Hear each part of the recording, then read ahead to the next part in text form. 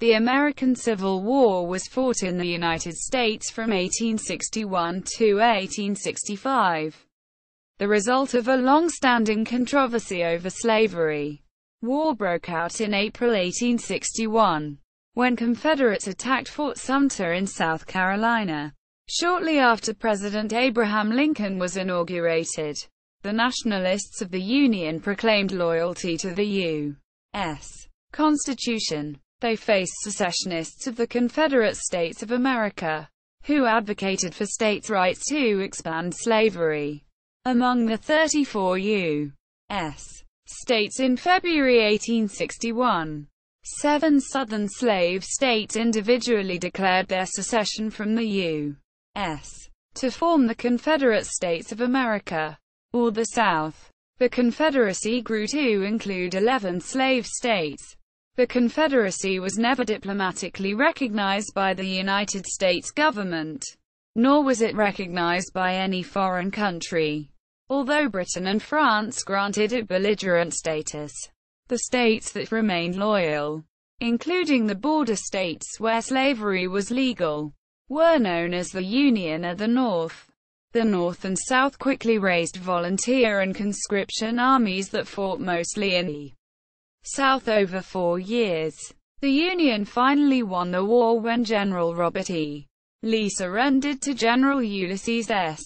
Grant at the Battle of Appomattox, followed by a series of surrenders by Confederate generals throughout the southern states. 4 years of intense combat left 620,000 to 750,000 soldiers dead, a higher number than the number of American military deaths in all other wars combined. Much of the South's infrastructure was destroyed, especially the transportation systems, railroads, mills and houses.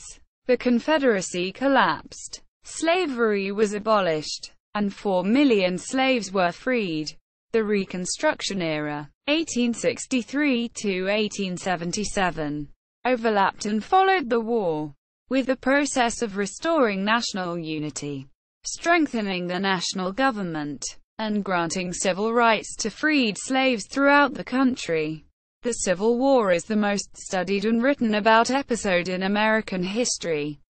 Prelude to war. In the 1860 presidential election, Republicans, led by Abraham Lincoln, supported banning slavery in all the U.S. territories. The Southern states viewed this as a violation of their constitutional rights and as the first step in a grander Republican plan to eventually abolish slavery. The 3 pro-Union candidates together received an overwhelming 82% majority of the votes cast. Nationally, Republican Lincoln's votes centered in the North. Democrat Stephen A. Douglas's votes were distributed nationally, and constitutional Unionist John Bell's votes centered in Tennessee, Kentucky, and Virginia. The Republican Party, dominant in the North, secured a plurality of the popular votes and a majority of the electoral votes nationally. So Lincoln was constitutionally elected president. He was the first Republican Party candidate to win the presidency. However, before his inauguration, 7 slave states with cotton-based economies declared secession and formed the Confederacy. The first 6 to declare secession had the highest proportions of slaves in their populations, a total of 49%. The first 7 with state legislatures to resolve for secession included split majorities for Unionists Douglas and Bell in Georgia with 51% and Louisiana with 55%. Alabama had voted 46% for those Unionists.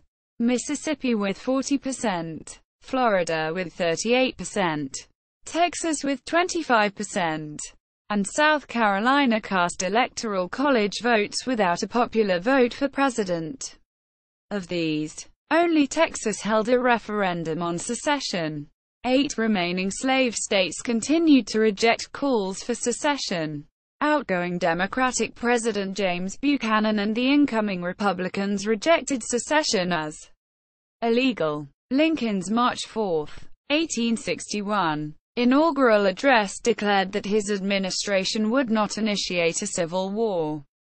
Speaking directly to the Southern states, he attempted to calm their fears of any threats to slavery, reaffirming, "I have no purpose, directly or indirectly, to interfere with the institution of slavery in the United States where it exists. I believe I have no lawful right to do so, and I have no inclination to do so."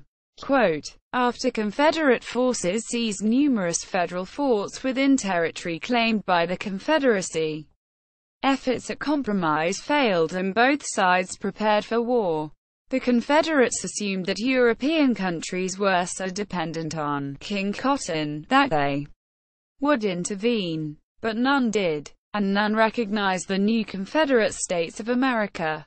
Hostilities began on April 12, 1861, when Confederate forces fired upon Fort Sumter. While in the Western Theater the Union made significant permanent gains. In the Eastern Theater, the battle was inconclusive from 1861 to 1862. Lincoln issued the Emancipation Proclamation, which made ending slavery a war goal. To the West, by summer 1862 the Union destroyed the Confederate River Navy, then much of their western armies, and seized New Orleans. The 1863 Union siege of Vicksburg split the Confederacy in two at the Mississippi River. In 1863, Robert E. Lee's Confederate incursion north ended at the Battle of Gettysburg. Western successes led to Ulysses S. Grant's command of all Union armies in 1864, inflicting an ever-tightening naval blockade of Confederate ports. The Union marshaled the resources and manpower to attack the Confederacy from all directions, leading to the fall of Atlanta to William T. Sherman and his march to the sea. The last significant battles raged around the siege of Petersburg. Lee's escape attempt ended with his surrender at Appomattox Courthouse on April 9, 1865. While the military war was coming to an end, the political reintegration of the nation was to take another 12 years. Known as the Reconstruction era, the American Civil War was one of the earliest true industrial wars. Railroads, the telegraph, steamships and ironclad ships, and mass-produced weapons were employed extensively. The mobilization of civilian factories, mines, shipyards, banks, transportation and food supplies all foreshadow the impact of industrialization in World War I, World War II and subsequent conflicts. It remains the deadliest war in American history. From 1861 to 1865, it is estimated that 620,000 to 750,000 soldiers died, along with an undetermined number of civilians. By one estimate, the war claimed the lives of 10% of all Northern males 20 to 45 years old, and 30% of all Southern white males aged 18 to 40. Causes of secession. The causes of secession were complex and have been controversial since the war began, but most academic scholars identify slavery as a central cause of the war. James C. Bradford wrote that the issue has been further complicated by historical revisionists, who have tried to offer a variety of reasons for the war. Slavery was the central source of escalating political tension in the 1850s. The Republican Party was determined to prevent any spread of slavery, and many Southern leaders had threatened secession if the Republican candidate, Lincoln, won the 1860 election. After Lincoln won, many Southern leaders felt that disunion had become their only option, because they thought that they were losing representation, which would hamper their ability to promote pro-slavery acts and policies. Slavery was a major cause of disunion. Although there were opposing views even in the Union states, most Northern soldiers were largely indifferent on the subject of slavery. while Confederates fought the war, in large measure, to protect Southern society, and slavery was an integral part of it. From the anti-slavery perspective, the issue was primarily about whether the system of slavery was an anachronistic evil that was incompatible with republicanism. The strategy of the anti-slavery forces was containment, to stop the expansion and thus put slavery on a path to gradual extinction. The slaveholding interest in the South denounced this strategy as infringing upon their constitutional rights. Southern whites believed that the emancipation of slaves would destroy the South's economy, due to the large amount of capital invested in slaves and fears of integrating the ex-slave black population. Slavery was illegal in much of the North, having been outlawed in the late 18th and early 19th centuries. It was also fading in the border states and in southern cities, but it was expanding in the highly profitable cotton districts of the rural South and Southwest. Subsequent writers on the American Civil War looked to several factors explaining the geographic divide. Sectionalism. Sectionalism refers to the different economies, social structure, customs and political values of the North and South. It increased steadily between 1800 and 1860 as the North, which phased slavery out of existence, industrialized, urbanized, and built prosperous farms, while the Deep South concentrated on plantation agriculture based on slave labor, together with subsistence farming for poor freedmen. In the 1840s and 50s, the issue of accepting slavery, in the guise of rejecting slave-owning bishops and missionaries, split the nation's largest religious denominations, the Methodist, Baptist and Presbyterian churches, into separate northern and southern denominations. Historians have debated whether economic differences between the industrial Northeast and the agricultural South helped cause the war. Most historians now disagree with the economic determinism of historian Charles A. Beard in the 1920s and emphasized that northern and southern economies were largely complementary, while socially different. The sections economically benefited each other.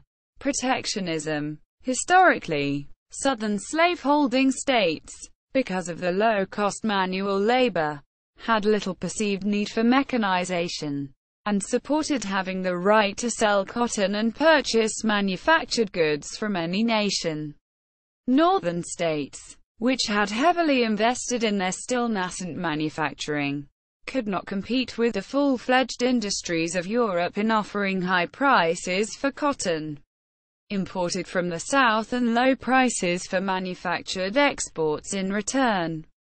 Thus, Northern manufacturing interests supported tariffs and protectionism while Southern planters demanded free trade. The Democrats in Congress, controlled by Southerners, wrote the tariff laws in the 1830s, 1840s, and 1850s, and kept reducing rates so that the 1857 rates were the lowest since 1816. The Whigs and Republicans complained because they favored high tariffs to stimulate industrial growth, and Republicans called for an increase in tariffs in the 1860 election. The increases were only enacted in 1861 after Southerners resigned their seats in Congress. The tariff issue was and is sometimes cited long after the war by lost cause historians and neo-Confederate apologists. In 1860–61, none of the groups that proposed compromises to head off secession raised the tariff issue. Pamphleteers North and South rarely mentioned the tariff, and when some did, for instance, Matthew Fontaine Maury and John Lothrop Motley, they were generally writing for a foreign audience. States' rights. The South argued that each state had the right to secede, leave the Union, at any time, that the Constitution was a compact, or agreement among the states. Northerners, including President Buchanan, rejected that notion as opposed to the will of the Founding Fathers, who said they were setting up a perpetual union. Historian James McPherson writes concerning states' rights and other non-slavery explanations. While one or more of these interpretations remain popular among the sons of Confederate veterans and other Southern heritage groups, few professional historians now subscribe to them. Of all these interpretations, the states' rights argument is perhaps the weakest. It fails to ask the question, states' rights for what purpose?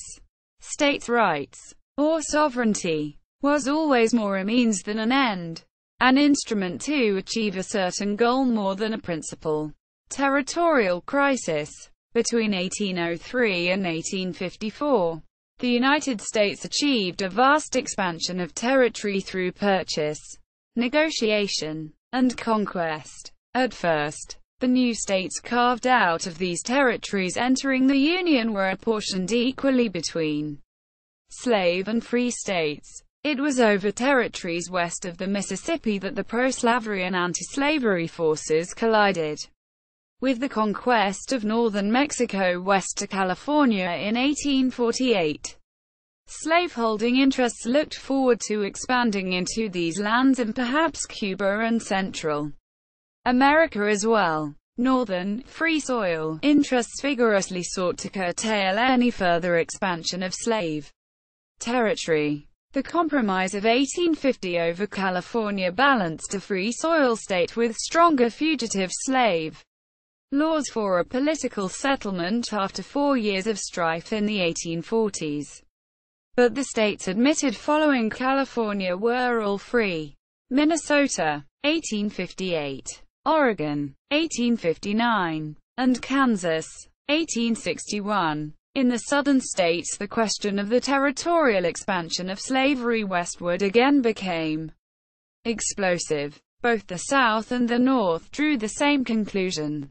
The power to decide the question of slavery for the territories was the power to determine the future of slavery itself. Quote, by 1860, 4 doctrines had emerged to answer the question of federal control in the territories, and they all claimed they were sanctioned by the Constitution, implicitly or explicitly. The first of these conservative theories, represented by the Constitutional Union Party, argued that the Missouri Compromise apportionment of territory north for free soil and south for slavery should become a constitutional mandate.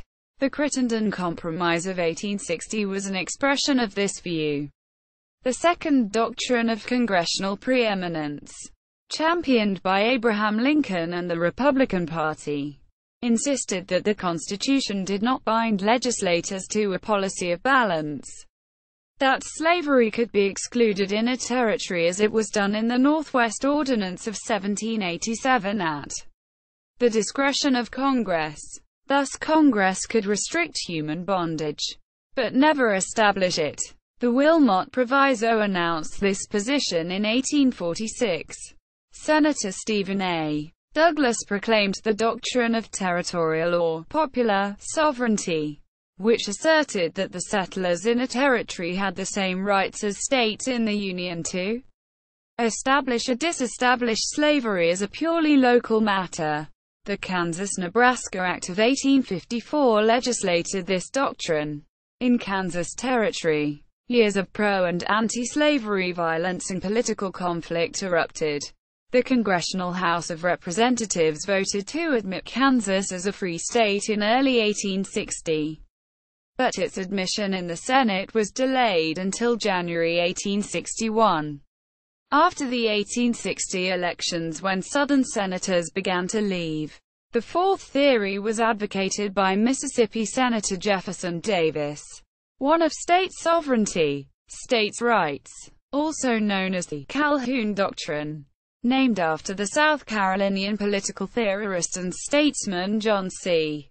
Calhoun, rejecting the arguments for federal authority as self-government. State sovereignty would empower states to promote the expansion of slavery as part of the federal union under the U.S. Constitution. States' rights was an ideology formulated and applied as a means of advancing slave state interests through federal authority. As historian Thomas L. Cranaviter points out, the Southern demand for federal slave protection represented a demand for an unprecedented expansion of federal power. These four doctrines comprise the major ideologies presented to the American public on the matters of slavery, the territories and the U.S. Constitution prior to the 1860 presidential election. National elections, beginning in the American Revolution and accelerating after the War of 1812. The people of the United States grew in the sense that their country was a national republic based on the belief that all people had inalienable political liberty and personal rights which could serve as an important example to the rest of the world. Previous regional independence movements such as the Greek Revolt in the Ottoman Empire, the division and redivision of the Latin American political map, and the British-French Crimean triumph, leading to an interest in redrawing Europe along cultural differences, all conspired to make for a time of upheaval and uncertainty about the basis of the nation-state. In the world of 19th-century self-made Americans, growing in prosperity, population and expanding westward, freedom could mean personal liberty or property rights. The unresolved difference would cause failure, first in their political institutions, then in their civil life together. Nationalism and honor equals. Nationalism was a powerful force in the early 19th century, with famous spokesmen such as Andrew Jackson and Daniel Webster. While practically all Northerners supported the Union, Southerners were split between those loyal to the entire United States, called Unionists, and those loyal primarily to the Southern region and then the Confederacy.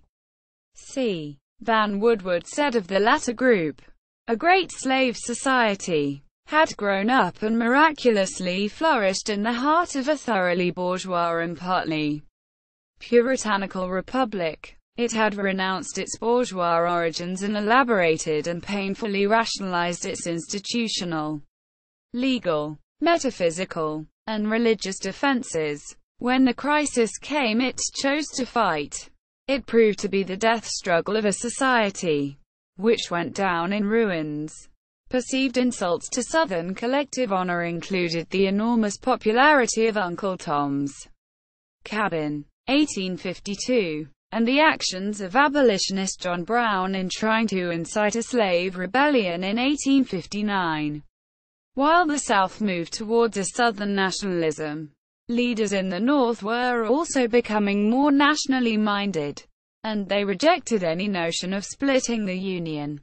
The Republican National Electoral Platform of 1860 warned that Republicans regarded disunion as treason and would not tolerate it. We denounce those threats of disunion as denying the vital principles of a free government, and as an avowal of contemplated treason, which it is the imperative duty of an indignant people sternly to rebuke and forever silence. The South ignored the warnings. Southerners did not realize how ardently the North would fight to hold the Union together. Lincoln's election equals. The election of Abraham Lincoln in November 1860 was the final trigger for secession.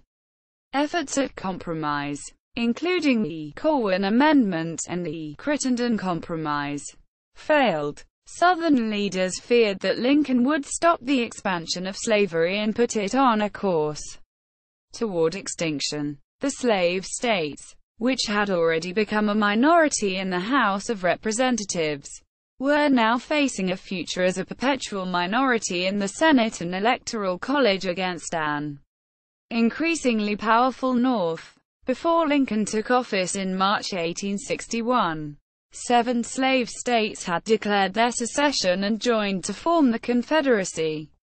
According to Lincoln, the people of the United States had shown that they can be successful in establishing and administering a republic. But a third challenge faced the nation. maintaining the republic, based on the people's vote. The people must now show, quote, successful maintenance of the republic against a formidable internal attempt to overthrow it.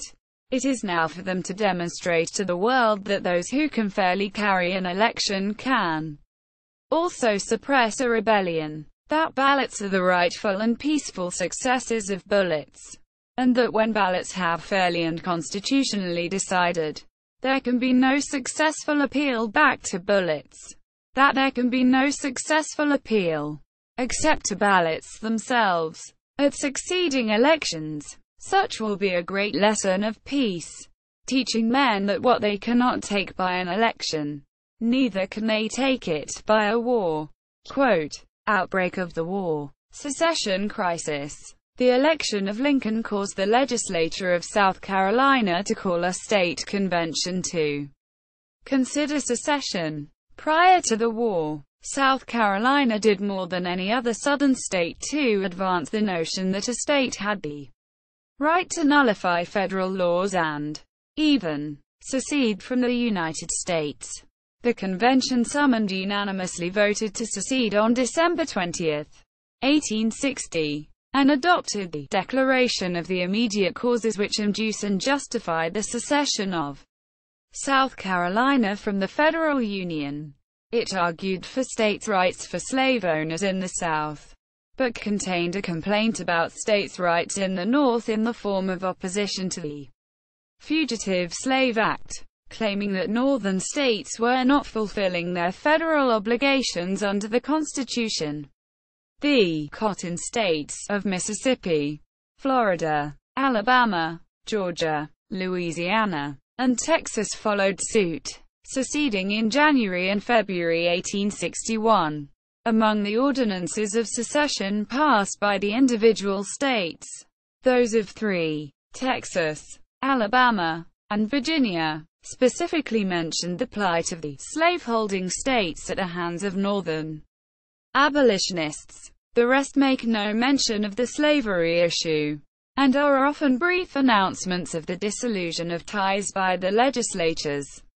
However, at least 4 states, South Carolina, Mississippi, Georgia, and Texas, also passed lengthy and detailed explanations of their causes for secession, all of which laid the blame squarely on the movement to abolish slavery and that movement's influence over the politics of the northern states.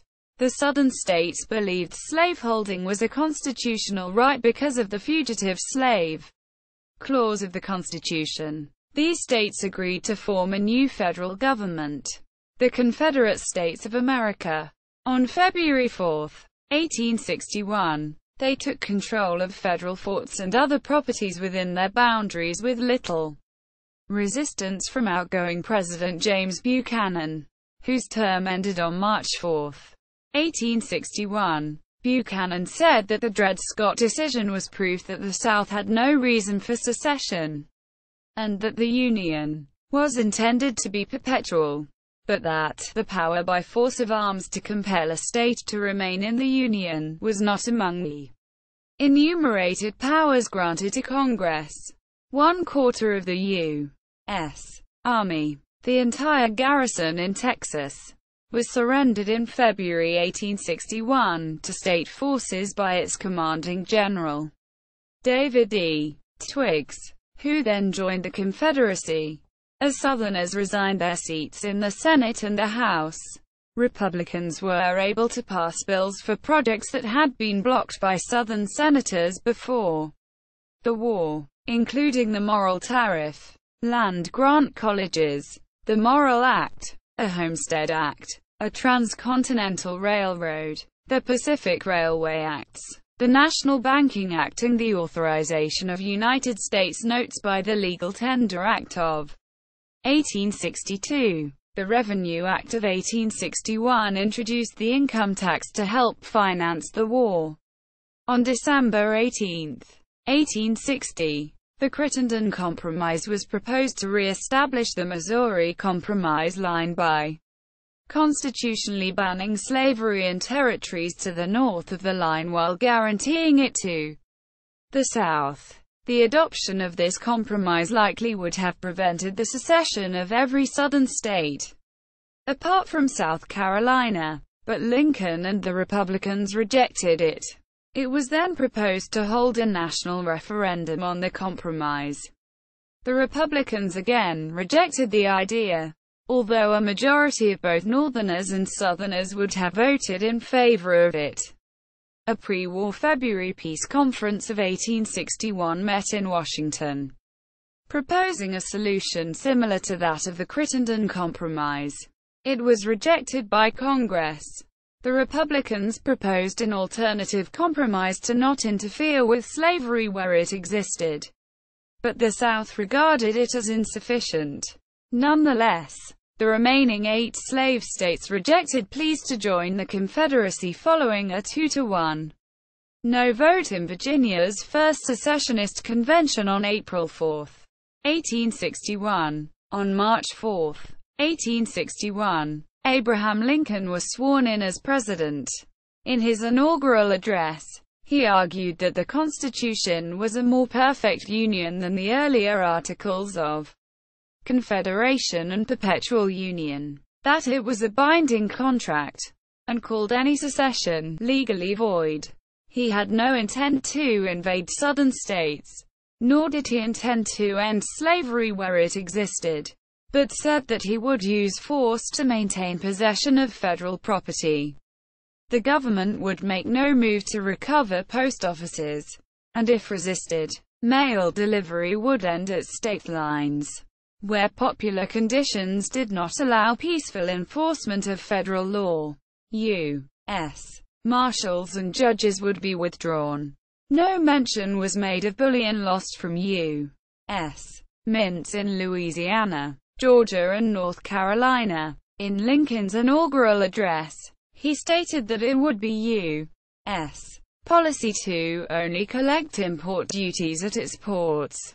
There could be no serious injury to the South to justify armed revolution during his administration. His speech closed with a plea for restoration of the bonds of union, famously calling on the mystic cords of memory binding the two regions.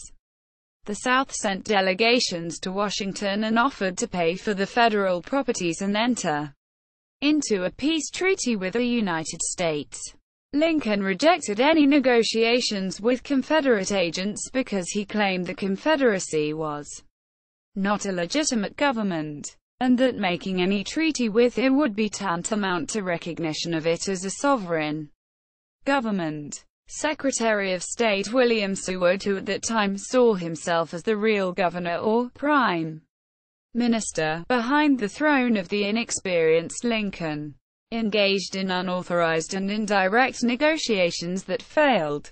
President Lincoln was determined to hold all remaining Union-occupied forts in the Confederacy: Fort Monroe in Virginia, in Florida, Fort Pickens, Fort Jefferson, and Fort Taylor, and in the cockpit of secession, Charleston, South Carolina's Fort Sumter. Battle of Fort Sumter. Fort Sumter was located in the middle of the harbor of Charleston, South Carolina, where the U.S. fort's garrison had withdrawn to avoid incidents with local militias in the streets of the city. Unlike Buchanan, who allowed commanders to relinquish possession to avoid bloodshed, Lincoln required Maj. Anderson to hold on until fired upon. Jefferson Davis ordered the surrender of the fort. Anderson gave a conditional reply that the Confederate government rejected, and Davis ordered P.G.T. Beauregard to attack the fort before a relief expedition could arrive. Troops under Beauregard bombarded Fort Sumter on April 12–13, forcing its capitulation. The attack on Fort Sumter rallied the North to the defense of American nationalism. Historian Alan Nevins said, "The thunderclap of Sumter produced a startling crystallization of Northern sentiment. Anger swept the land. From every side came news of mass meetings, speeches, resolutions, tenders of business support, the muster of companies and regiments, the determined action of governors and legislatures. Quote, however, much of the North's attitude was based on the false belief that only a minority of Southerners were actually in favor of secession and that there were large numbers of Southern Unionists that could be counted on. Had Northerners realized that most Southerners really did favor secession, they might have hesitated at attempting the enormous task of conquering a united South. Lincoln called on all the states to send forces to recapture the fort and other federal properties. With the scale of the rebellion apparently small so far, Lincoln called for only 75,000 volunteers for 90 days. The governor of Massachusetts had state regiments on trains headed south the next day. In western Missouri, local secessionists seized Liberty Arsenal.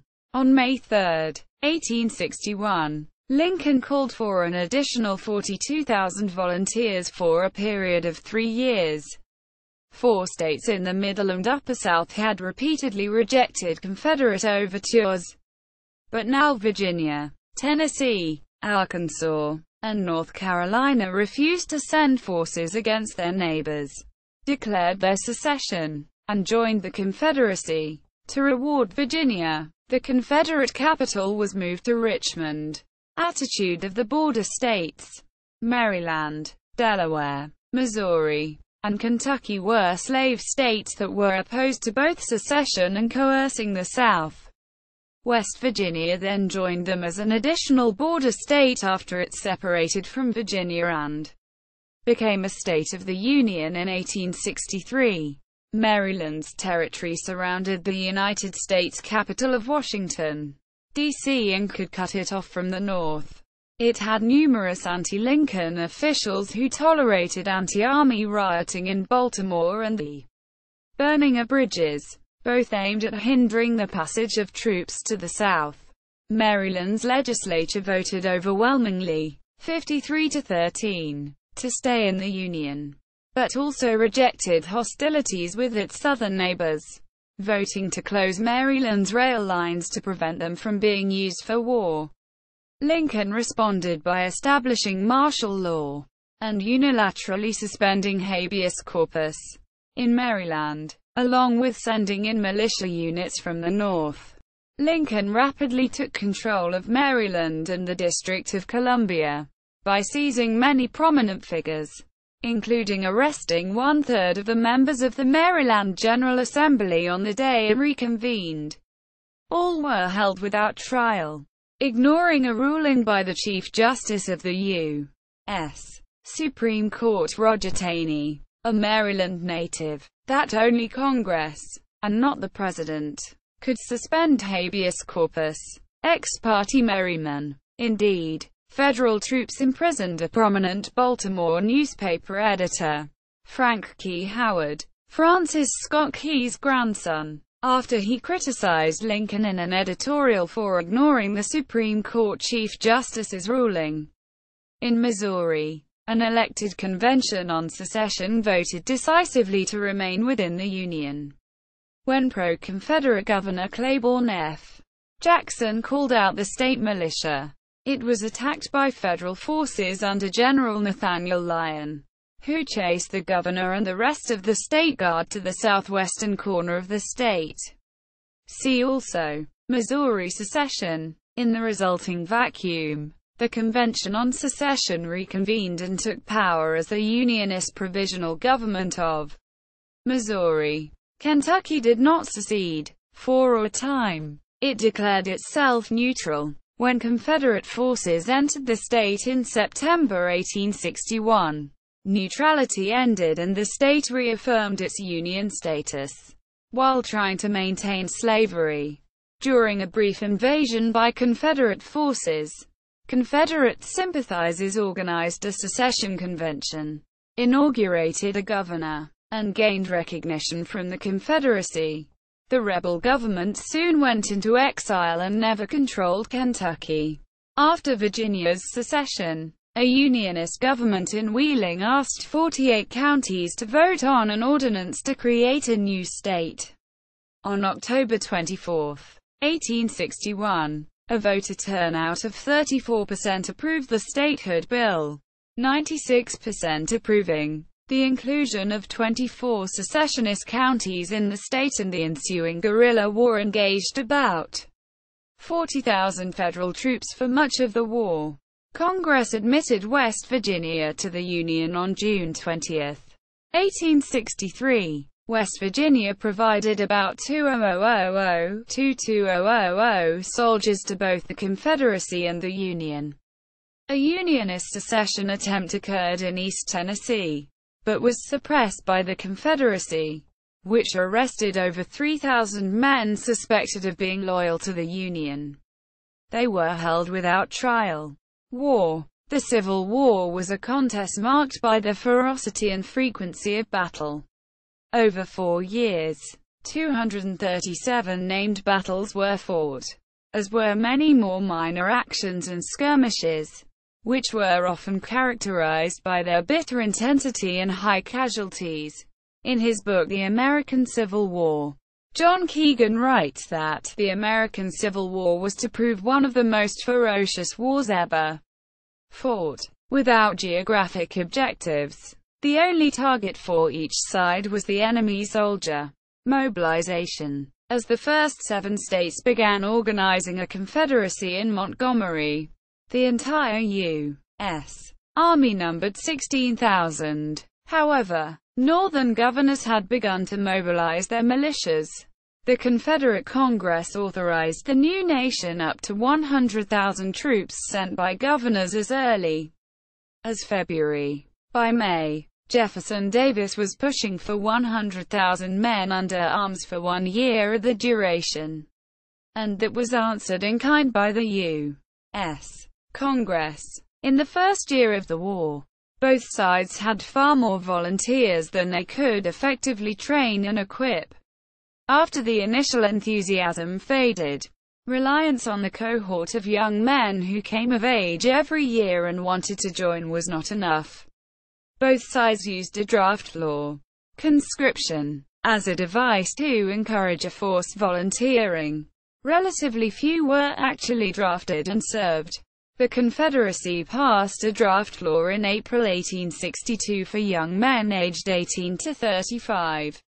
Overseers of slaves, government officials, and clergymen were exempt. The U.S. Congress followed in July, authorizing a militia draft within a state when it could not meet its quota with volunteers. European immigrants joined the Union Army in large numbers, including 177,000 born in Germany and 144,000 born in Ireland. When the Emancipation Proclamation went into effect in January 1863, ex-slaves were energetically recruited by the states and used to meet the state quotas. States and local communities offered higher and higher cash bonuses for white volunteers. Congress tightened the law in March 1863. Men selected in the draft could provide substitutes or, until mid-1864, pay commutation money. Many eligibles pooled their money to cover the cost of anyone drafted. Families used the substitute provision to select which man should go into the army and which should stay home. There was much evasion and overt resistance to the draft, especially in Catholic areas. The Great Draft Riot in New York City in July 1863 involved Irish immigrants who had been signed up as citizens to swell the vote of the city's democratic political machine. Not realizing it made them liable for the draft. Of the 168,649 men procured for the Union through the draft, 117,986 were substitutes, leaving only 50,663 who had their personal services conscripted. In both the North and South, the draft laws were highly unpopular. In the North, some 120,000 men evaded conscription, many of them fleeing to Canada, and another 280,000 soldiers deserted during the war. At least 100,000 Southerners deserted. or about 10%. In the South, many men deserted temporarily to take care of their distressed families, then returned to their units. In the North, bounty jumpers, enlisted to get the generous bonus, deserted, then went back to a second recruiting station under a different name to sign up again for a second bonus. 141 were caught and executed. From a tiny frontier force in 1860, the Union and Confederate armies had grown into the largest and most efficient armies in the world within a few years. European observers at the time dismissed them as amateur and unprofessional, but British historian John Keegan's assessment is that each outmatched the French, Prussian and Russian armies of the time, and but for the Atlantic, would have threatened any of them with defeat.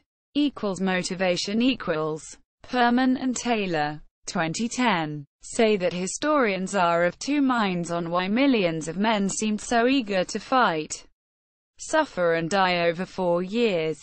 Some historians emphasize that Civil War soldiers were driven by political ideology, holding firm beliefs about the importance of liberty, union, or state rights, or about the need to protect or to destroy slavery. Others point to less overtly political reasons to fight, such as the defense of one's home and family, or the honor and brotherhood to be preserved when fighting alongside other men. Most historians agree that no matter what a soldier thought about when he went into the war, the experience of combat affected him profoundly and sometimes altered his reasons for continuing the fight. Prisoners equals. At the start of the Civil War, a system of paroles operated. Captives agreed not to fight until they were officially exchanged. Meanwhile, they were held in camps run by their own army where they were paid but not allowed to perform any military duties. The system of exchanges collapsed in 1863 when the Confederacy refused to exchange black prisoners. After that, about 56,000 of the 409,000 POWs died in prisons during the war, accounting for nearly 10% of the conflict's fatalities. Naval War. The small U.S. Navy of 1861 was rapidly enlarged to 6,000 officers and 45,000 men in 1865, with 671 vessels, having a tonnage of 510,396. Its mission was to blockade Confederate ports, take control of the river system, defend against Confederate raiders on the high seas, and be ready for a possible war with the British Royal Navy. Meanwhile, the main riverine war was fought in the West, where a series of major rivers gave access to the Confederate heartland. If the U.S. Navy could take control in the East, the Navy supplied and moved Army forces about, and occasionally shelled Confederate installations. Union blockade equals. By early 1861, General Winfield Scott had devised the Anaconda Plan to win the war with as little bloodshed as possible. Scott argued that a Union blockade of the main ports would weaken the Confederate economy. Lincoln adopted parts of the plan, but he overruled Scott's caution about 90-day volunteers. Public opinion, however, demanded an immediate attack by the Army to capture Richmond.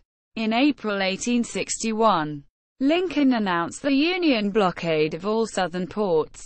Commercial ships could not get insurance and regular traffic ended. The South blundered in embargoing cotton exports in 1861 before the blockade was effective. By the time they realized the mistake, it was too late. King Cotton was dead, as the South could export less than 10% of its cotton. The blockade shut down the 10 Confederate seaports with railheads that moved almost all the cotton, especially New Orleans, Mobile, and Charleston. By June 1861, warships were stationed off the principal southern ports. and a year later nearly 300 ships were in service. Modern Navy evolves. The Civil War occurred during the early stages of the Industrial Revolution, and subsequently many naval innovations emerged during this time. Most notably, the advent of the ironclad warship. It began when the Confederacy, knowing they had to meet or match the Union's naval superiority, responded to the Union blockade by building or converting more than 130 vessels, including 26 ironclads and floating batteries. Only half of these saw active service. Many were equipped with rambows, creating ram fever among Union squadrons wherever they threatened. But in the face of overwhelming Union superiority and the Union's own ironclad warships, they were unsuccessful. The Confederacy experimented with a submarine, which did not work well, and with building an ironclad ship, the CSS Virginia, which was based on rebuilding a sunken Union ship, the Merrimack. On its first foray on March 8, 1862, the Virginia inflicted significant damage to the Union's wooden fleet. But the next day the first Union ironclad, the USS Monitor, arrived to challenge it in the Chesapeake Bay. The resulting 3-hour battle between the ironclads was a draw, but it marks the worldwide transition to ironclad warships. Not long after the battle, the Confederacy was forced to scuttle the Virginia to prevent its capture, while the Union built many copies of the Monitor, lacking the technology and infrastructure to build effective warships. The Confederacy attempted to obtain warships from Britain, blockade runners. British investors built small, fast, steam-driven blockade runners that traded arms and luxuries brought in from Britain through Bermuda, Cuba, and the Bahamas in return for high-priced cotton. Many of the ships were designed for speed and were so small that only a small amount of cotton went out. When the Union Navy seized a blockade runner, the ship and cargo were condemned as a prize of war and sold, with the proceeds given to the Navy sailors. The captured crewmen were mostly British and they were simply released. The Southern economy nearly collapsed during the war. There were multiple reasons for this. The severe deterioration of food supplies, especially in cities, the failure of Southern railroads, the loss of control of the main rivers, foraging by Northern armies, and the seizure of animals and crops by Confederate armies. Most historians agree that the blockade was a major factor in ruining the Confederate economy. However, Wise argues that the blockade runners provided just enough of a lifeline to allow Lee to continue fighting for additional months. Thanks to fresh supplies of 400,000 rifles, lead, blankets, and boots that the home front economy could no longer supply. Economic impact. Serdam argues that the blockade was a powerful weapon that eventually ruined the Southern economy at the cost of few lives in combat. Practically, the entire Confederate cotton crop was useless, although it was sold to Union traders, costing the Confederacy its main source of income. Critical imports were scarce and the coastal trade was largely ended as well. The measure of the blockade's success was not the few ships that slipped through, but the thousands that never tried it. Merchant ships owned in Europe could not get insurance and were too slow to evade the blockade. They simply stopped calling at Confederate ports to fight an offensive war. The Confederacy purchased ships from Britain, converted them to warships, and raided American merchant ships in the Atlantic and Pacific Oceans. Insurance rates skyrocketed and the American flag virtually disappeared from international waters. However, the same ships were reflagged with European flags and continued unmolested. After the war, the U.S. demanded that Britain pay for the damage done, and Britain paid the U.S. $15 million in 1871. Rivers equals The 1862 Union strategy called for simultaneous advances along four axes.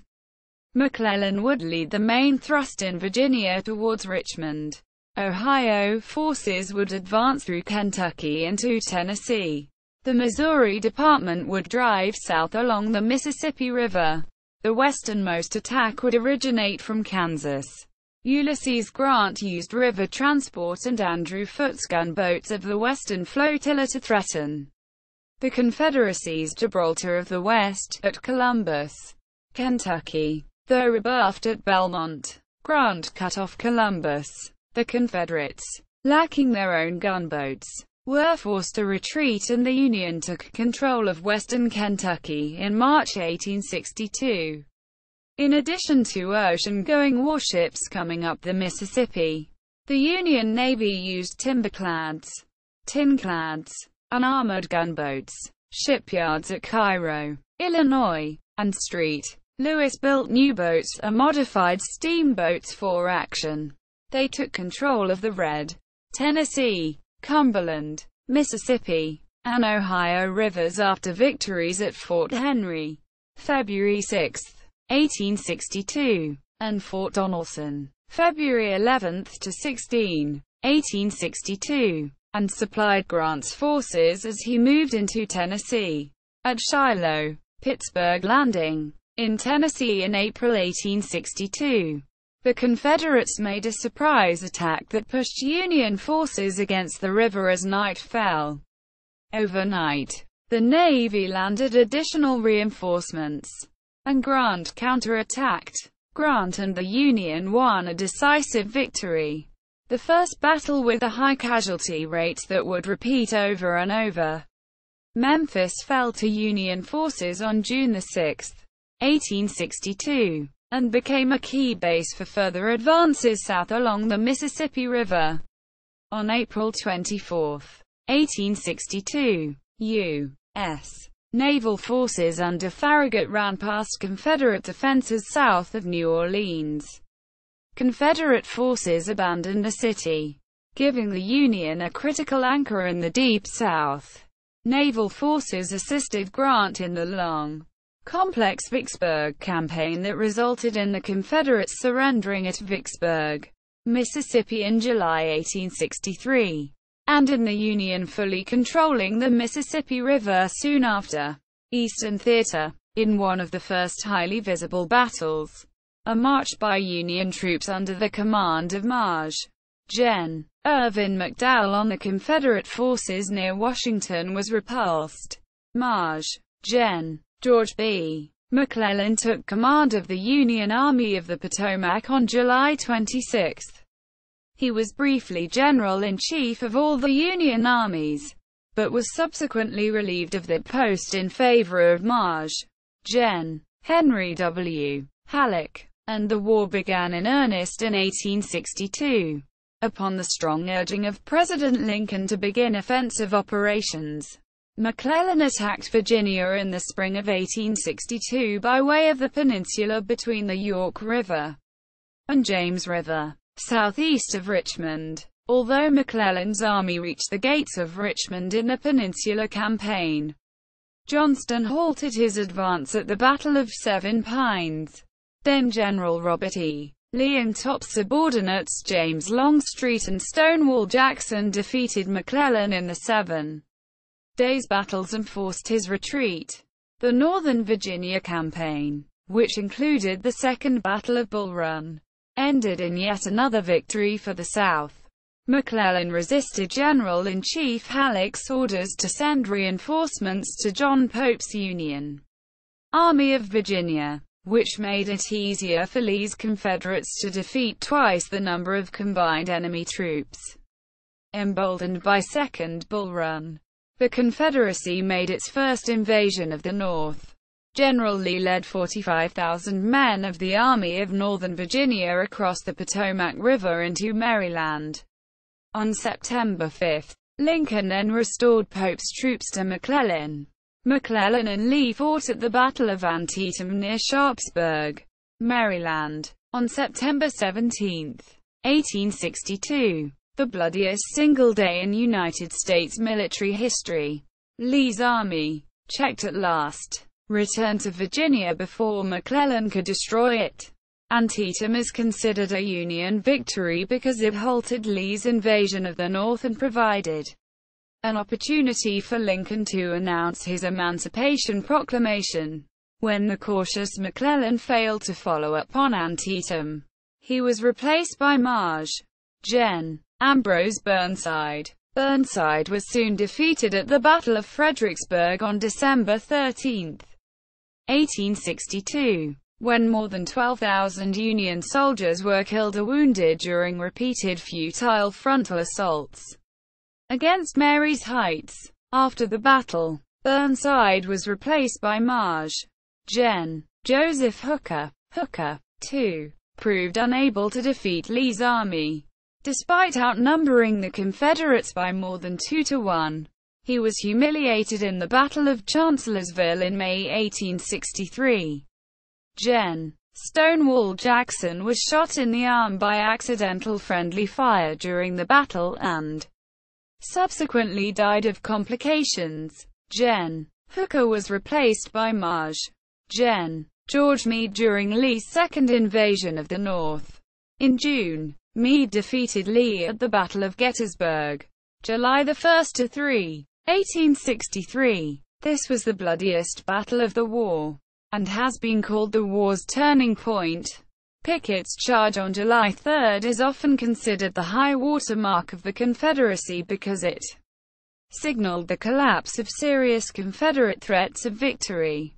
Lee's army suffered 28,000 casualties, versus Meade's 23,000. However, Lincoln was angry that Meade failed to intercept Lee's retreat, and after Meade's inconclusive fall campaign, Lincoln turned to the Western Theater for new leadership. At the same time, the Confederate stronghold of Vicksburg surrendered, giving the Union control of the Mississippi River, permanently isolating the Western Confederacy, and producing the new leader Lincoln needed, Ulysses S. Grant. Western Theater. While the Confederate forces had numerous successes in the Eastern Theater, they were defeated many times in the West. They were driven from Missouri early in the war as a result of the Battle of Pea Ridge. Lee honored his Polk's invasion of Columbus, Kentucky, ended Kentucky's policy of neutrality and turned that state against the Confederacy. Nashville and Central Tennessee fell to the Union early in 1862, leading to attrition of local food supplies and livestock and a breakdown in social organization. The Mississippi was open to Union traffic to the southern border of Tennessee with the taking of Island No. 10 and New Madrid, Missouri, and then Memphis, Tennessee. In April 1862, the Union Navy captured New Orleans, which allowed Union forces to begin moving up the Mississippi. Only the fortress city of Vicksburg, Mississippi, prevented Union control of the entire river. General Braxton Bragg's second Confederate invasion of Kentucky ended with a meaningless victory over Gen. Don Carlos Buell at the Battle of Perryville. Although Bragg was forced to end his attempt at invading Kentucky and retreat due to lack of support for the Confederacy in that state, Bragg was narrowly defeated by Gen. William Rosecrans at the Battle of Stones River in Tennessee. The one clear Confederate victory in the West was the Battle of Chickamauga. Bragg, reinforced by Lieutenant Gen. James Longstreet's corps from Lee's army in the East, defeated Rosecrans. Despite the heroic defensive stand of Gen. George Henry Thomas, Rosecrans retreated to Chattanooga, which Bragg then besieged. The Union's key strategist and tactician in the West was Ulysses S. Grant, who won victories at Forts Henry and Donelson, by which the Union seized control of the Tennessee and Cumberland rivers. The Battle of Shiloh, and the Battle of Vicksburg, which cemented Union control of the Mississippi River and is considered one of the turning points of the war. Grant marched to the relief of Rosecrans and defeated Bragg at the Third Battle of Chattanooga, driving Confederate forces out of Tennessee and opening a route to Atlanta and the heart of the Confederacy. Trans-Mississippi. Extensive guerrilla warfare characterized the Trans-Mississippi region, as the Confederacy lacked the troops and the logistics to support regular armies that could challenge Union control. Roving Confederate bands such as Quantrill's raiders terrorized the countryside, striking both military installations and civilian settlements. The Sons of Liberty and Order of the American Knights attacked pro-Union people, elected office holders, and unarmed uniformed soldiers.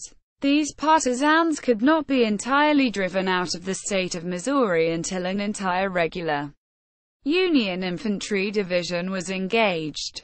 By 1864, these violent activities harmed the nationwide anti-war movement organizing against the re-election of Lincoln. Missouri not only stayed in the Union.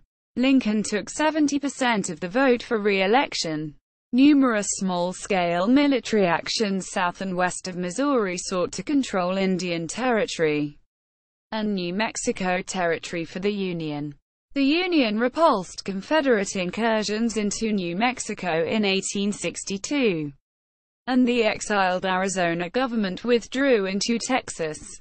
In the Indian Territory, civil war broke out within tribes.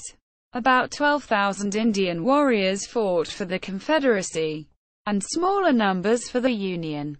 The most prominent Cherokee was Brigadier General Stanwart T., the last Confederate general to surrender. After the fall of Vicksburg in July 1863, General Kirby Smith in Texas was informed by Jefferson Davis that he could expect no further help from east of the Mississippi River. Although he lacked resources to beat Union armies, he built up a formidable arsenal at Tyler, along with his own Kirby Smithdom economy, a virtual, independent fiefdom in Texas, including railroad construction and international smuggling. The Union in turn did not directly engage him. Its 1864 Red River Campaign to take Shreveport, Louisiana was a failure and Texas remained in Confederate hands throughout the war. End of the war equals conquest of Virginia equals. At the beginning of 1864, Lincoln made Grant commander of all Union armies. Grant made his headquarters with the Army of the Potomac, and put Maj. Gen. William Tecumseh Sherman in command of most of the Western armies. Grant understood the concept of total war and believed, along with Lincoln and Sherman, that only the utter defeat of Confederate forces and their economic base would end the war. This was total war not in killing civilians but rather in taking provisions and forage and destroying homes, farms, and railroads, that Grant said would otherwise have gone to the support of secession and rebellion. This policy, I believe, exercised a material influence in hastening the end.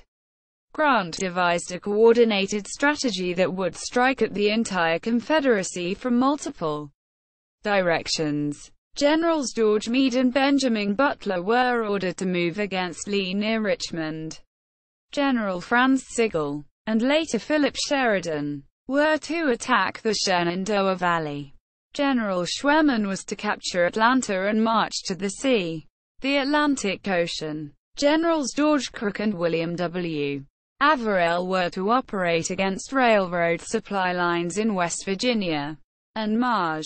Gen. Nathaniel P. Banks was to capture Mobile, Alabama. Grant's army set out on the overland campaign with the goal of drawing Lee into a defense of Richmond, where they would attempt to pin down and destroy the Confederate army.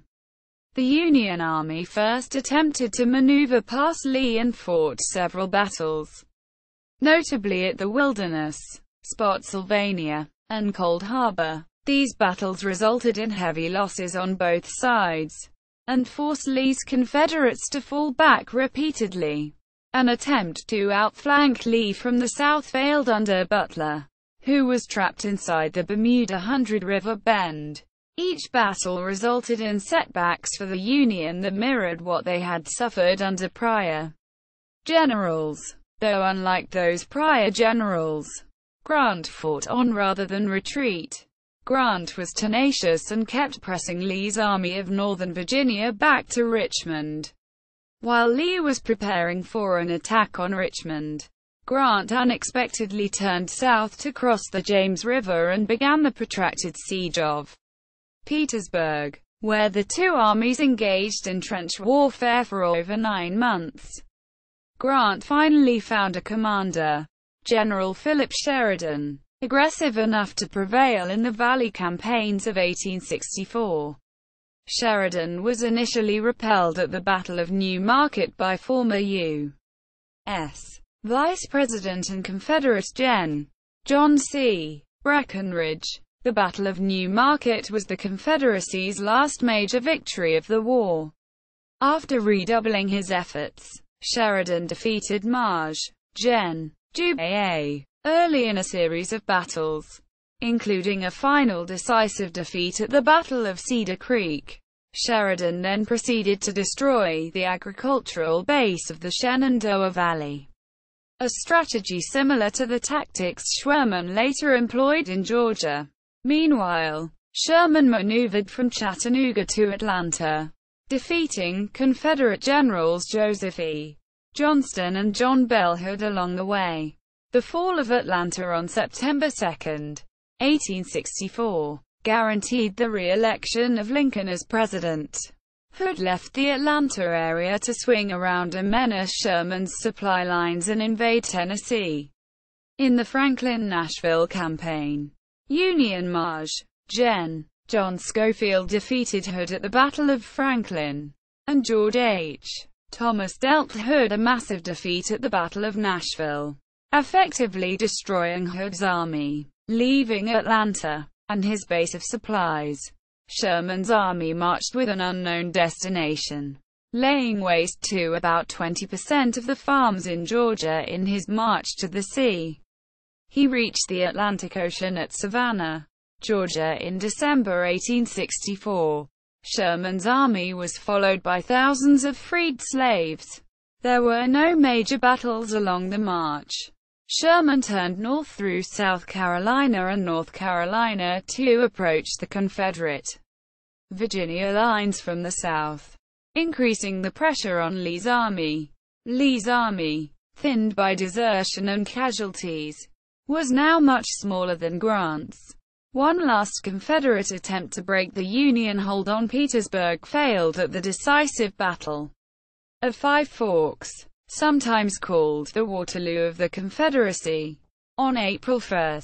This meant that the Union now controlled the entire perimeter surrounding Richmond-Petersburg, completely cutting it off from the Confederacy. Realizing that the capital was now lost, Lee decided to evacuate his army. The Confederate capital fell to the Union 25th Corps, composed of black troops. The remaining Confederate units fled west after a defeat at Sailor's Creek. Confederacy surrenders equals. Initially, Lee did not intend to surrender, but planned to regroup at the village of Appomattox Courthouse, where supplies were to be waiting, and then continue the war. Grant chased Lee and got in front of him, so that when Lee's army reached Appomattox Courthouse, they were surrounded. After an initial battle, Lee decided that the fight was now hopeless, and surrendered his Army of Northern Virginia on April 9, 1865, at the McLean House, in an untraditional gesture and as a sign of Grant's respect and anticipation of peacefully restoring Confederate states to the Union. Lee was permitted to keep his sword and his horse, Traveler. On April 14, 1865, President Lincoln was shot by John Wilkes Booth, a Southern sympathizer. Lincoln died early the next morning, and Andrew Johnson became the president. Meanwhile, Confederate forces across the South surrendered as news of Lee's surrender reached them. On April 26, 1865, General Joseph E. Johnston surrendered nearly 90,000 men of the Army of Tennessee to Major General William T. Sherman at the Bennett Place near present-day Durham, North Carolina. It proved to be the largest surrender of Confederate forces, effectively bringing the war to an end. President Johnson officially declared a virtual end to the insurrection on May 9, 1865. President Jefferson Davis was captured the following day. On June 2, Kirby Smith officially surrendered his troops in the Trans-Mississippi Department. On June 23, Cherokee leader Stand Watie became the last Confederate general to surrender his forces. Diplomacy. Though the Confederacy hoped that Britain and France would join them against the Union, this was never likely, and so they instead tried to bring Britain and France in as mediators. The Union, under Lincoln and Secretary of State William H. Seward, worked to block this, and threatened war if any country officially recognized the existence of the Confederate States of America. In 1861, Southerners voluntarily embargoed cotton shipments, hoping to start an economic depression in Europe that would force Britain to enter the war to get cotton. But this did not work.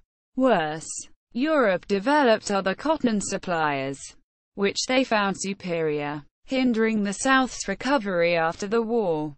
Cotton diplomacy proved a failure as Europe had a surplus of cotton, while the 1860–62 crop failures in Europe made the North's grain exports of critical importance.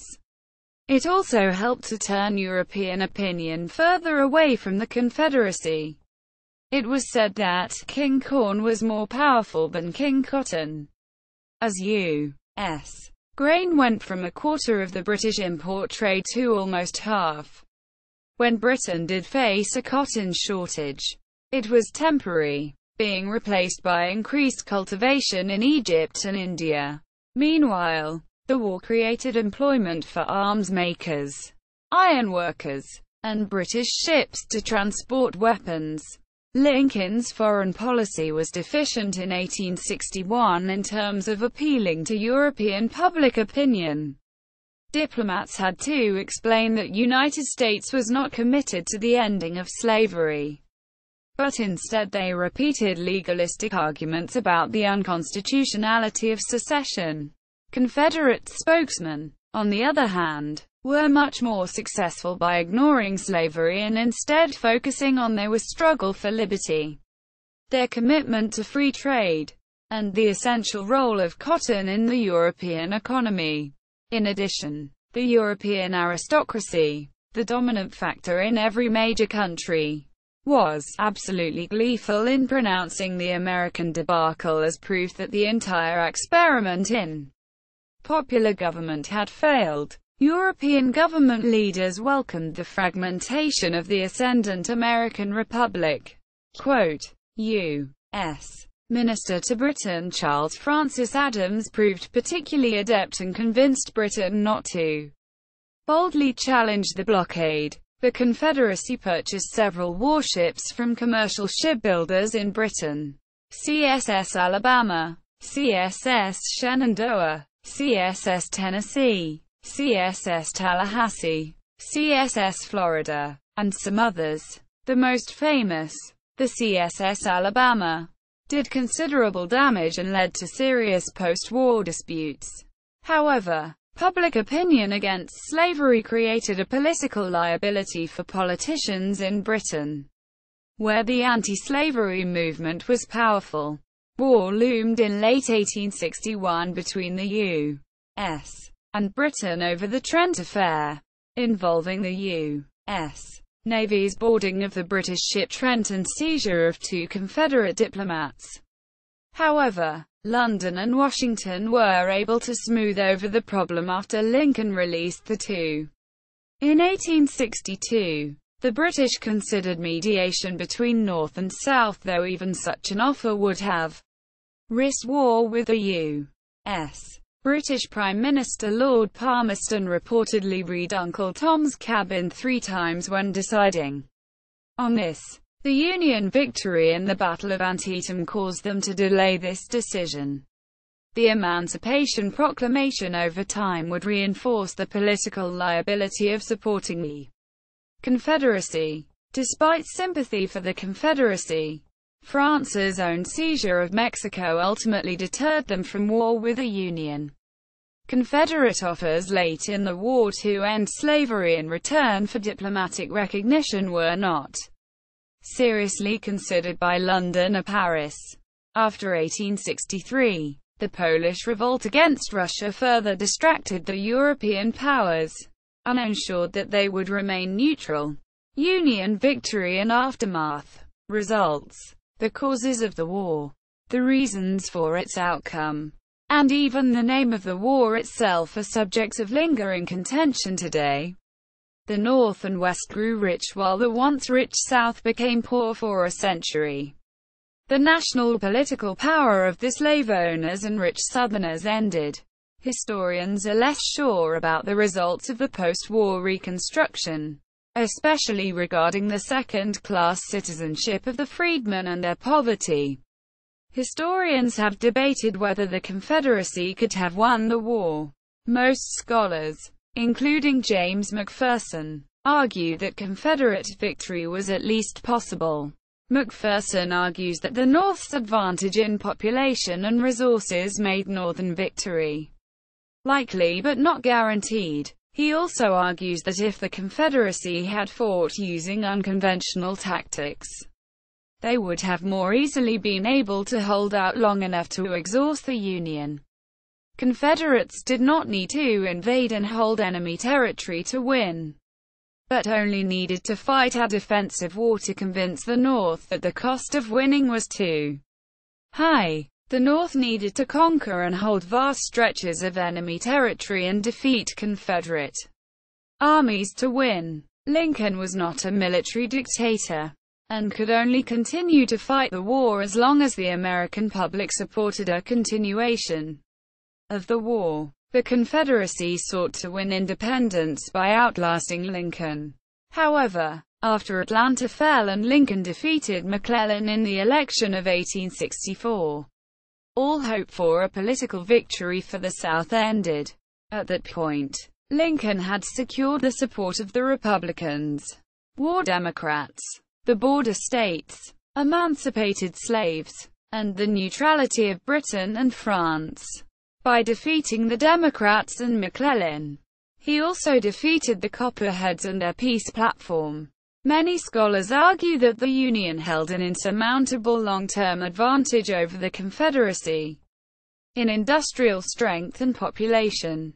Confederate actions, they argue, only delayed defeat. Civil War historian Shelby Foote expressed this view succinctly. I think that the North fought that war with one hand behind its back. If there had been more Southern victories, and a lot more, the North simply would have brought that other hand out from behind its back. I don't think the South ever had a chance to win that war. Quote, a minority view among historians is that the Confederacy lost because, as E. Merton Coulter put it, people did not will hard enough and long enough to win.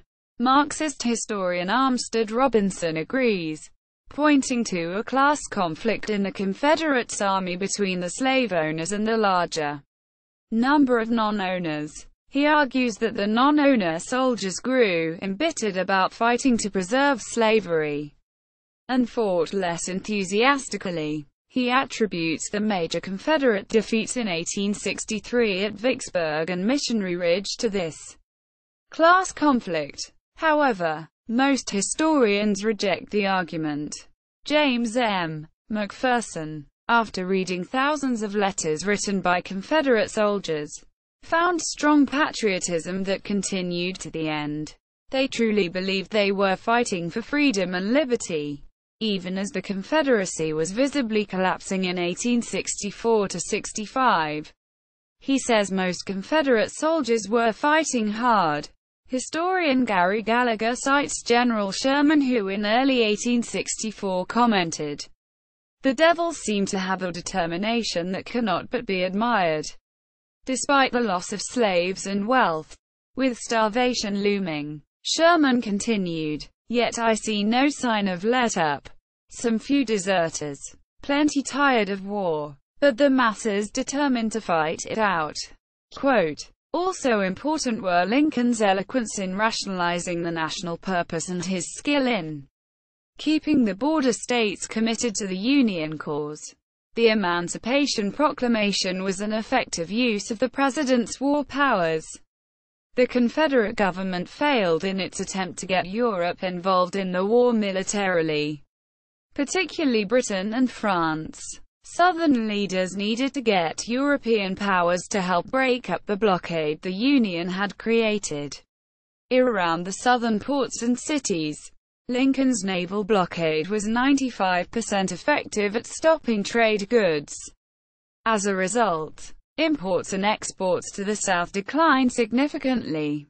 The abundance of European cotton and Britain's hostility to the institution of slavery, along with Lincoln's Atlantic and Gulf of Mexico naval blockades, severely decreased any chance that either Britain or France would enter the war. Historian Don Doyle has argued that the Union victory had a major impact on the course of world history. The Union victory energized popular democratic forces.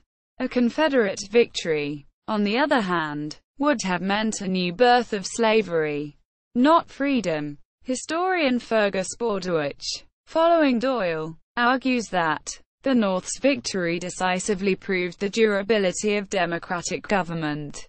Confederate independence, on the other hand, would have established an American model for reactionary politics and race-based repression that would likely have cast an international shadow into the 20th century and perhaps beyond. Quote, scholars have debated what the effects of the war were on political and economic power in the South. The prevailing view is that the Southern planter elite retained its powerful position in the South. However, a 2017 study challenges this, noting that while some Southern elites retained their economic status, the turmoil of the 1860s created greater opportunities for economic mobility in the South than in the North. Costs. The war resulted in at least 1,030,000 casualties, 3% of the population, including about 620,000 soldier deaths, 2/3 by disease, and 50,000 civilians. Binghamton University historian J. David Haku believes the number of soldier deaths was approximately 750,000, 20% higher than traditionally estimated, and possibly as high as 850,000. The war accounted for more American deaths than in all other U.S. wars combined. Based on 1860 census figures, 8% of all white males aged 13 to 43 died in the war, including 6% in the North and 18% in the South. About 56,000 soldiers died in prison camps during the war. An estimated 60,000 men lost limbs in the war. Union Army dead, amounting to 15% of the over 2 million who served, was broken down as follows: 110,070 killed in action, 67,000, or died of wounds, 43,000, 199,790 died of disease. 75% was due to the war. The remainder would have occurred in civilian life anyway. 24,866 died in Confederate prison camps. 9,058 killed by accidents or drowning. 15,741 other, unknown deaths. 359,528 total dead. In addition, there were 4,523 deaths in the Navy, 2,112 in battle, and 460 in the Marines, 148 in battle. Black troops made up 10% of the Union death toll. They amounted to 15% of disease deaths but less than 3% of those killed in battle.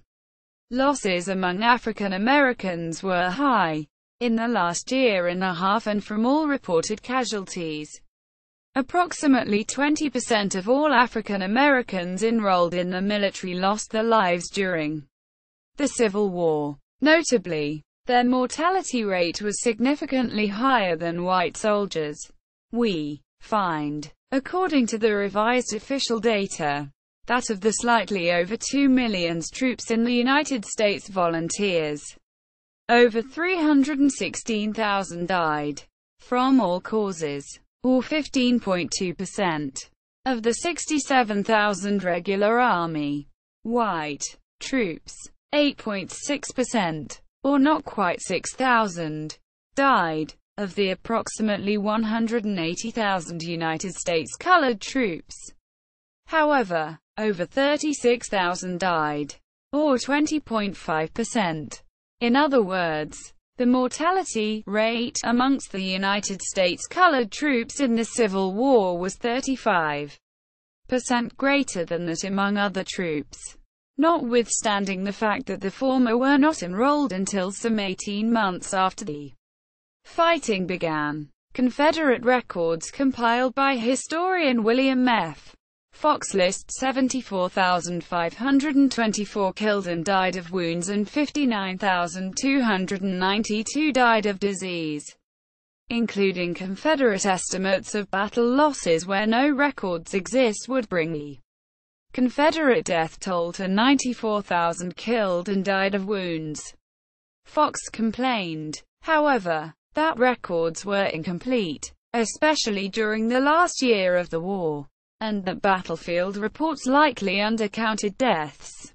Many men counted as wounded in battlefield reports subsequently died of their wounds.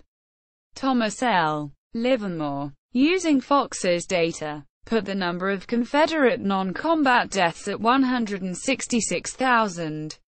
Using the official estimate of Union deaths from disease and accidents and a comparison of Union and Confederate enlistment records, for a total of 260,000 deaths.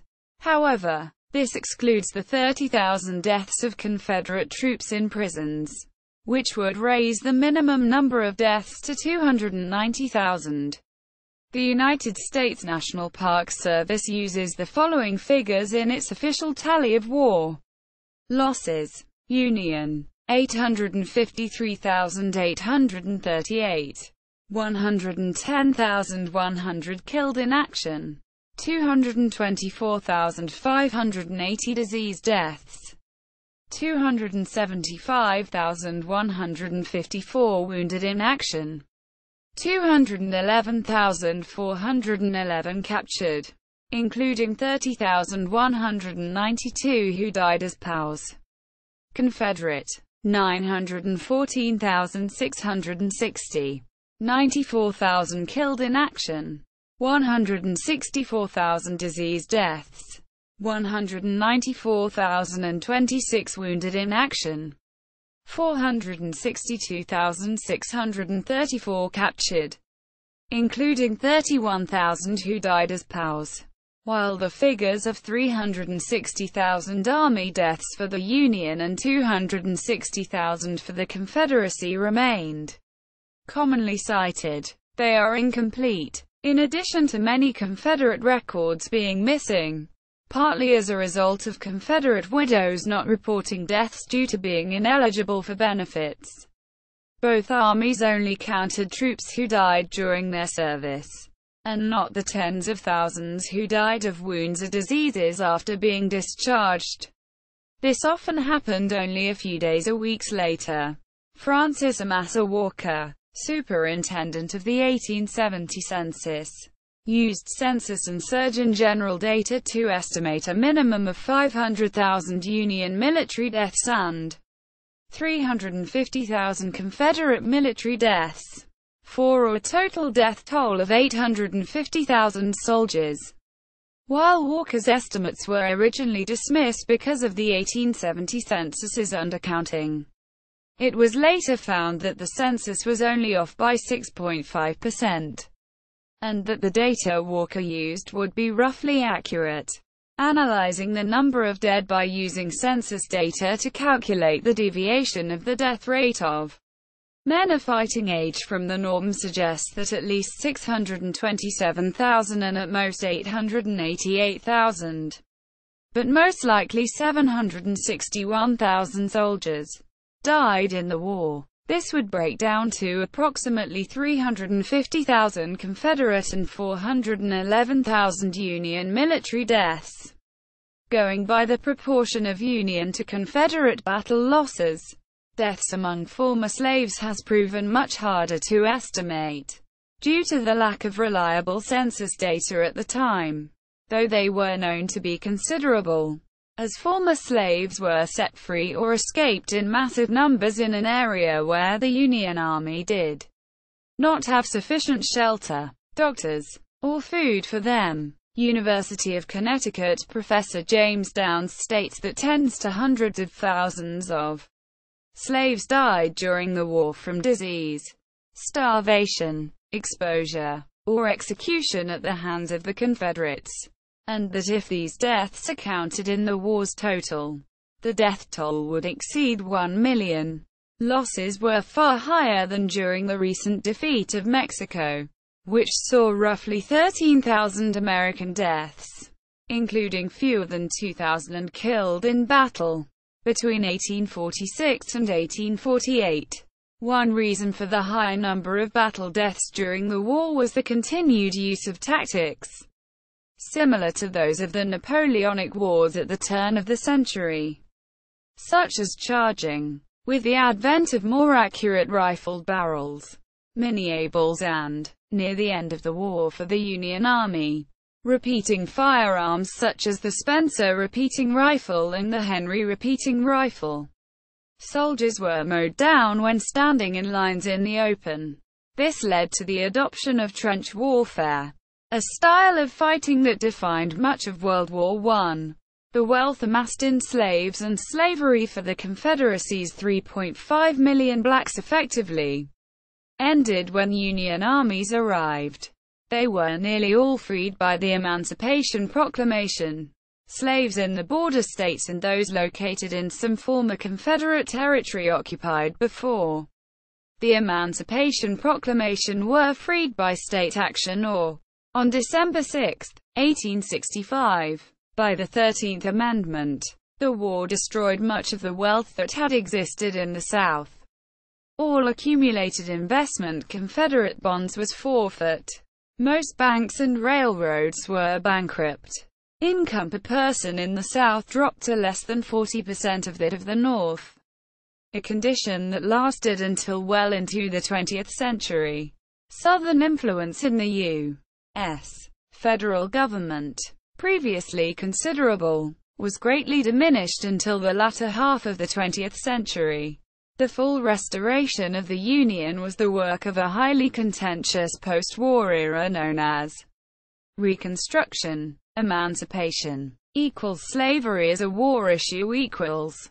While not all Southerners saw themselves as fighting to preserve slavery, most of the officers and over a third of the rank and file in Lee's army had close family ties to slavery. To Northerners, in contrast, the motivation was primarily to preserve the Union, not to abolish slavery. Abraham Lincoln consistently made preserving the Union the central goal of the war, though he increasingly saw slavery as a crucial issue and made ending it an additional goal.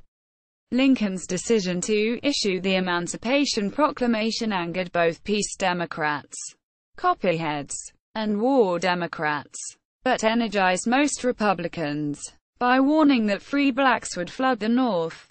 Democrats made gains in the 1862 elections, but they did not gain control of Congress. The Republicans' counter-argument that slavery was the mainstay of the enemy steadily gained support, with the Democrats losing decisively in the 1863 elections in the northern state of Ohio when they tried to resurrect anti-black sentiment. Emancipation Proclamation equals. The Emancipation Proclamation enabled African Americans, both free blacks and escaped slaves, to join the Union Army.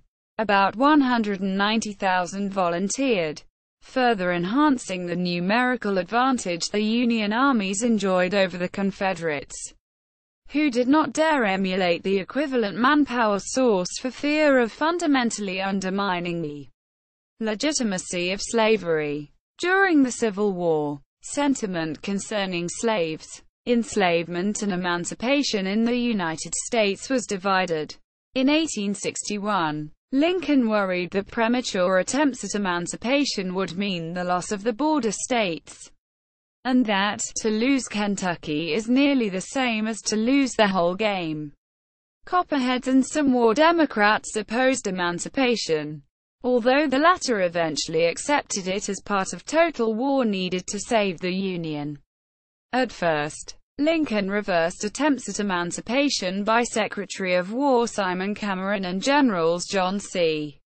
Fremont in Missouri, and David Hunter in South Carolina, Georgia and Florida, to keep the loyalty of the border states and the war Democrats. Lincoln warned the border states that a more radical type of emancipation would happen if his gradual plan based on compensated emancipation and voluntary colonization was rejected. But only the District of Columbia accepted Lincoln's gradual plan, which was enacted by Congress. When Lincoln told his cabinet about his proposed Emancipation Proclamation, Seward advised Lincoln to wait for a victory before issuing it, as to do otherwise would seem like our last shriek on the retreat. Lincoln laid the groundwork for public support in an open letter published in abolitionist Horace Greeley's newspaper in September 1862. The Battle of Antietam provided this opportunity, and the subsequent War Governors' Conference added support for the proclamation. Lincoln issued his preliminary Emancipation Proclamation on September 22, 1862, and his final Emancipation Proclamation on January 1, 1863. In his letter to Albert G. Hodges, Lincoln explained his belief that, if slavery is not wrong, nothing is wrong. And yet I have never understood that the presidency conferred upon me an unrestricted right to act officially upon this judgment and feeling. I claim not to have controlled events, but confess plainly that events have controlled me.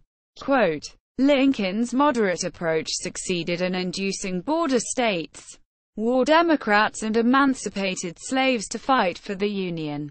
The Union-controlled border states, Kentucky, Missouri, Maryland, Delaware and West Virginia, and Union-controlled regions around New Orleans, Norfolk and elsewhere, were not covered by the Emancipation Proclamation. All abolished slavery on their own, except Kentucky and Delaware. Since the Emancipation Proclamation was based on the President's war powers, it only included territory held by Confederates at the time. However, the proclamation became a symbol of the Union's growing commitment to add emancipation to the Union's definition of liberty. The Emancipation Proclamation greatly reduced the Confederacy's hope of getting aid from Britain or France. By late 1864, Lincoln was playing a leading role in getting Congress to vote for the 13th Amendment, which made emancipation universal and permanent. Texas v. White. In Texas v. White, 74 U.S. 700, 1869, the United States Supreme Court ruled that Texas had remained a state ever since it first joined the Union, despite claims that it joined the Confederate States. The court further held that the Constitution did not permit states to unilaterally secede from the United States, and that the ordinances of secession, and all the acts of the legislatures within seceding states intended to give effect to such ordinances, were absolutely null. Under the Constitution, Reconstruction began during the war, with the Emancipation Proclamation of January 1, 1863, and it continued until 1877. It comprised multiple complex methods to resolve the outstanding issues of the war's aftermath, the most important of which were the 3 Reconstruction Amendments to the Constitution, which remain in effect to the present time. The 13th, 1865, the 14th, 1868, and the 15th, 1870. From the Union perspective, the goals of Reconstruction were to consolidate the Union victory on the battlefield by reuniting the Union, to guarantee a republican form of government for the ex-Confederate states, and to permanently end slavery and prevent semi-slavery status.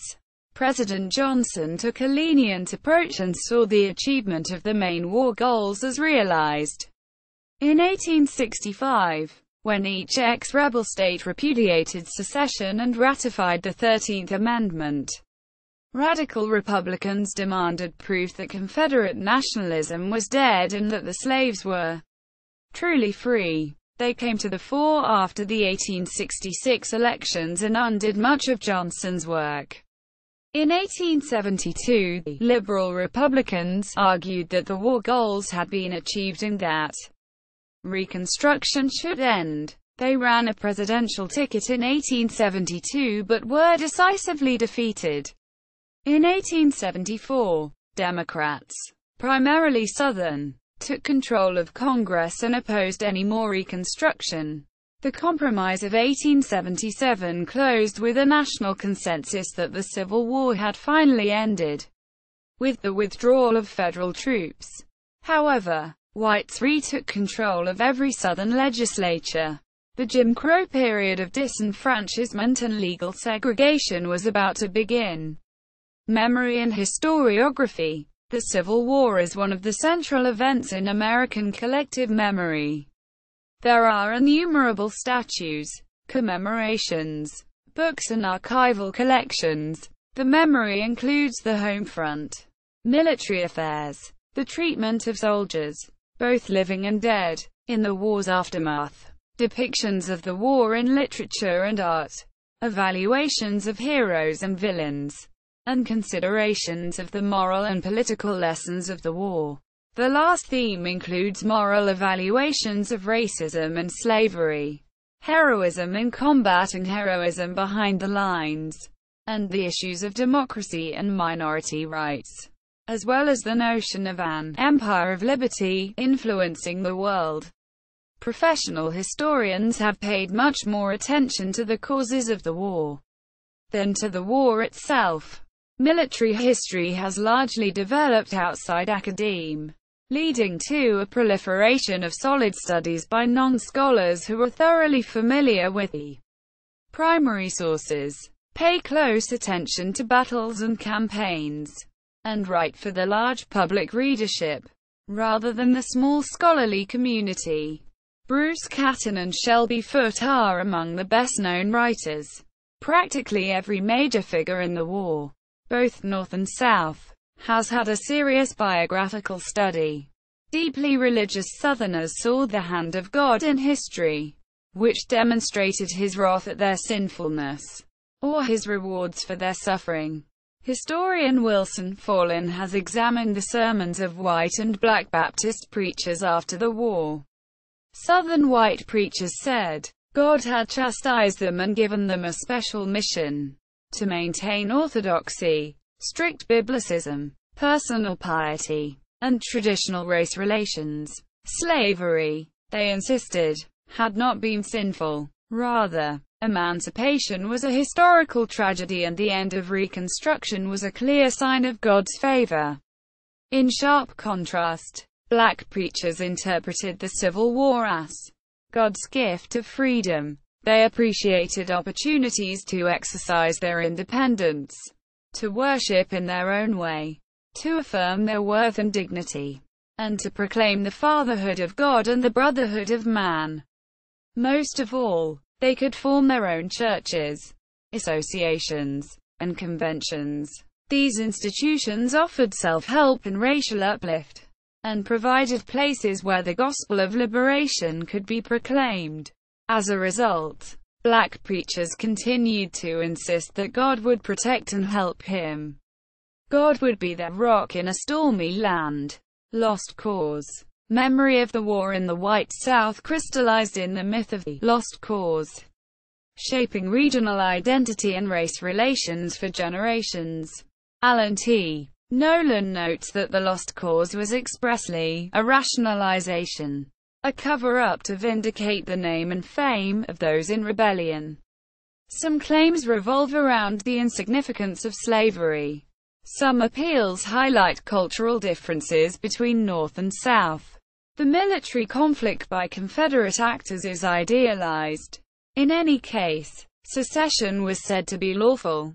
Nolan argues that the adoption of the lost cause perspective facilitated the reunification of the North and the South while excusing the virulent racism of the 19th century, sacrificing African American progress to a white man's reunification. He also deems the lost cause a caricature of the truth. This caricature wholly misrepresents and distorts the facts of the matter, in every instance. Beardian historiography. The interpretation of the Civil War presented by Charles A. Beard and Mary R. Beard in The Rise of American Civilization, 1927, was highly influential among historians in the general public until the civil rights movement of the 1950s and 1960s. The Beards downplayed slavery, abolitionism, and issues of morality. They ignored constitutional issues of states' rights and even ignored American nationalism as the force that finally led to victory in the war. Indeed, the ferocious combat itself was passed over as merely an ephemeral event. Much more important was the calculus of class conflict. The Beards announced that the Civil War was really a social cataclysm in which the capitalists, laborers, and farmers of the North and West drove from power in the national government the planting aristocracy of the South. The Beards themselves abandoned their interpretation by the 1940s and it became defunct among historians in the 1950s, when scholars shifted to an emphasis on slavery. However, Beardian themes still echo among lost cause writers. Civil War commemoration. The American Civil War has been commemorated in many capacities ranging from the reenactment of battles, to statues and memorial halls erected, to films being produced, to stamps and coins with Civil War themes being issued, all of which helped to shape public memory. This varied advent occurred in greater proportions on the 100th and 150th anniversary. Hollywood's take on the war has been especially influential in shaping public memory, as seen in such film classics as Birth of a Nation, 1915, Gone with the Wind, 1939, and more recently Lincoln, 2012. Ken Burns produced a notable PBS series on television titled The Civil War, 1990. It was digitally remastered and re-released in 2015. Technological significance. There were numerous technological innovations during the Civil War that had a great impact on 19th century science. The Civil War was one of the earliest examples of an industrial war, in which technological might is used to achieve military supremacy in a war. New inventions, such as the train and telegraph, delivered soldiers, supplies and messages at a time when horses were considered to be the fastest way to travel. It was also in this war when countries first used aerial warfare, in the form of reconnaissance balloons, to a significant effect. It saw the first action involving steam-powered ironclad warships in naval warfare history. Repeating firearms such as the Henry rifle, Spencer rifle, Colt revolving rifle, triplet and Scott carbine and others first appeared during the Civil War. They were a revolutionary invention that would soon replace muzzle loading and single-shot firearms in warfare. as well as the first appearances of rapid-firing weapons and machine guns such as the Agar gun and the Gatling gun, in works of culture and art. Literature. The Rise and Fall of the Confederate Government. 1881. By Jefferson Davis. The Red Badge of Courage. 1885. By Stephen Crane. The Private History of a Campaign That Failed. 1885. By Mark Twain. Texas Revenge, or North Against South. 1887. By Jules Verne. An Occurrence at Owl Creek Bridge. 1890. By Ambrose Bierce. Gone with the Wind. 1936. By Margaret Mitchell. Shiloh. 1952. By Shelby Foote. North and South. 1982. By John Jakes. Oldest Living Confederate Widow Tells All. 1989. By Allen Gurganis. Film. Song. Johnny Reb. 1959. Written by Merle Kilgore. Sung by Johnny Horton. The Night They Drove Old Dixie Down. 1969. Written by Robbie Robertson. Sung by the band. Video games. See also. Notes. Citations. Bibliography. Further reading. Gugliotta. Guy. New estimate raises Civil War death toll. The New York Times. April 3, 2012. p. 1 of the New York edition. And April 2, 2012. On nighttimes.com. Retrieved 3 April 2012 online. Bibliography of American Civil War Naval History. American Civil War. Encyclopedia Britannica. 11th ed. 1911. Tidball. John C. The Artillery Service in the War of the Rebellion. 1861–1865. West Home Publishing. 2011. ISBN 9781594161490. American Civil War at DMOZ. Civil War photos at the National Archives. View images from the Civil War photographs collection at the Library of Congress. Civil War Trust. Civil War era digital collection at Gettysburg College. This collection contains digital images of political cartoons, personal papers, pamphlets, maps, paintings and photographs from the Civil War era held in special collections at Gettysburg College. Civil War 150 Washington Post interactive website on the 150th anniversary of the American Civil War. Civil War in the American South, an association of Southeastern research libraries.